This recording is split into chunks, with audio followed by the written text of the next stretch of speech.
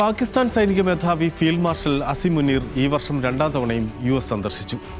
ആദ്യ സന്ദർശനം കഴിഞ്ഞ ജൂലൈയിലായിരുന്നു. പഹൽഗാം ഭീകരാക്രമണത്തിന് പിന്നാലെ ഇന്ത്യയും പാകിസ്ഥാനും തമ്മിൽ മെയ് 7 മുതൽ 10 വരെ നീണ്ടുനിന്ന സൈനിക സംഘർഷത്തിന് തൊട്ടു പിന്നാലെയാണ് അസിം മുനീറിനെ അമേരിക്കൻ പ്രസിഡന്റ് ഡൊണാൾഡ് ട്രംപ് വാഷിംഗ്ടണിലേക്ക് വിളിപ്പിച്ചതും അടച്ചിട്ട മുറിയിൽ കൂടിക്കാഴ്ച നടത്തിയതും.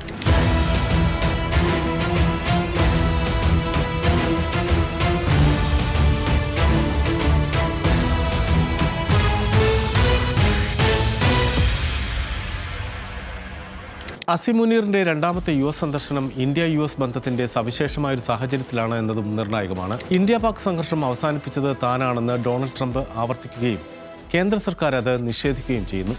യുക്രൈനിൽ അധിനിവേശം നടത്തുന്ന റഷ്യയിൽ നിന്ന് എണ്ണ വാങ്ങുന്ന ഇന്ത്യക്ക് അധിക വ്യാപാര തീരുവ ചുമത്തുമെന്ന ട്രംപിന്റെ അന്ത്യശാസനം നിലനിൽക്കുന്നു.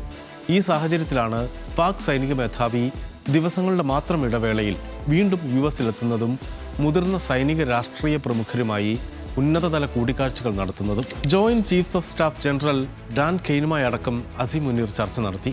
ഫ്ലോറിഡയിൽ ജനറൽ മൈക്കൽ കുരില്ല വിരമിച്ച് പകരം അഡ്മിറൽ ബ്രാഡ് ക്യൂപ്പർ ചാർജ് എടുക്കുന്ന US സെൻട്രൽ കമാൻഡ് ചേഞ്ച് ചടങ്ങിലടക്കം ഫീൽഡ് മാർഷൽ സയ്യിദ് അസിം മുനീർ പങ്കെടുത്തു. ഡൊണാൾഡ് ട്രംപിന്റെ ക്ഷണത്തിൽ നടത്തിയ അപൂർവ സന്ദർശനത്തിന് മേൽ അസിം മുനീറിന്റെ രണ്ടാം സന്ദർശനവും ശക്തമാകുന്ന US-പാക് ബന്ധത്തിന്റെ തെളിവായി അന്താരാഷ്ട്ര രാഷ്ട്രീയ നിരീക്ഷകർ വിലയിരുത്തുന്നു. US-ൽ അസിം മുനീർ പങ്കെടുത്ത ഔദ്യോഗിക ചടങ്ങുകളെക്കാളും കൂടിക്കാഴ്ചകളെക്കാളും നിർണായകമായത് US-ലെ പാക് പ്രവാസികളോട് അദ്ദേഹം നടത്തിയ പ്രസംഗമാണ്. മാധ്യമ റിപ്പോർട്ടുകൾ ശരിയാണെങ്കിൽ അങ്ങേയറ്റം പ്രകോപനപരമായ രാഷ്ട്രീയ പ്രസ്താവനകളായിരുന്നു അസിം മുനീർ അവിടെ നടത്തിയത്.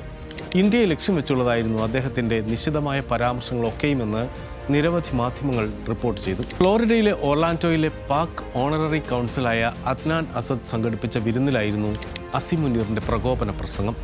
അടഞ്ഞ വാതിലുകൾക്ക് പിന്നിൽ നടന്ന പ്രഭാഷണ സദസ്സിലേക്ക് മൊബൈൽ ഫോണുകൾ അനുവദനീയമായിരുന്നില്ല. അതുകൊണ്ട് തന്നെ ആളുകളുടെ ഓർമ്മയിൽ നിന്ന് ഉദ്ധരിക്കപ്പെട്ട വാക്കുകളിൽ നിന്നാണ് അസിം മുനീറിൻ്റെ പ്രസംഗം മാധ്യമങ്ങൾ റിപ്പോർട്ട് ചെയ്തത്. കശ്മീർ പാകിസ്ഥാന്റെ ജീവനാഠിയാണ് എന്നതടക്കമുള്ള അതിശക്തമായ രാഷ്ട്രീയ പ്രസ്താവനകൾ മുതൽ പാകിസ്ഥാൻ വീണാൽ ലോകത്തിന്റെ പകുതിയും കൊണ്ടേ പോകൂ എന്ന തരത്തിലുള്ള ആണവ യുദ്ധ ഭീഷണികളടക്കം നിറഞ്ഞതായിരുന്നു അസിം മുനീറിന്റെ പ്രസംഗമെന്നാണ് നിരവധി മാധ്യമങ്ങൾ റിപ്പോർട്ട് ചെയ്തത്. നാം ഒരു ആണവ രാജ്യമാണ്, നമ്മൾ വീഴുന്നുവെന്ന് തോന്നിയാൽ നാം ലോകത്തിന്റെ പകുതിയും കൂടെ കൊണ്ടുപോകുമെന്ന് അസിം മുനീർ പറഞ്ഞതായി ഹിന്ദുസ്ഥാൻ ടൈംസ് റിപ്പോർട്ട് ചെയ്തു. ഓപ്പറേഷൻ സിന്ദൂർ കാലഘട്ടത്തിൽ ഇന്ത്യ പിന്മാറിയ സിന്ധു നദീജല കരാറിനെക്കുറിച്ചും അസിം മുനീർ പ്രസംഗത്തിൽ പരാമർശിച്ചു.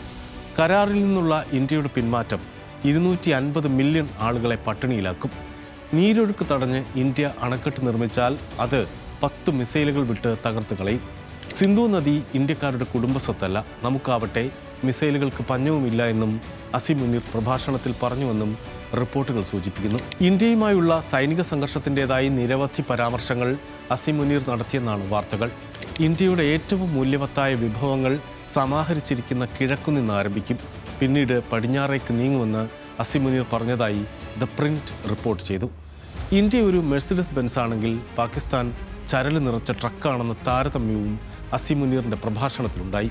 ട്രക്ക് കാറിലിടിച്ചാൽ നഷ്ടം ആർക്കാണെന്ന് അദ്ദേഹം ചോദിച്ചതായും റിപ്പോർട്ടുകളുണ്ട്. മാധ്യമ റിപ്പോർട്ടുകൾ ശരിയാണെങ്കിൽ അസിം മുനീറിൻ്റെ പ്രസംഗമാകെ ഇന്ത്യാവിരുദ്ധമായിരുന്നുവെങ്കിൽ അദ്ദേഹം നടത്തിയ പ്രയോഗങ്ങൾ പോലെ പ്രസക്തമാണ് എവിടെയാണ് അത് നടത്തിയതെന്നതും.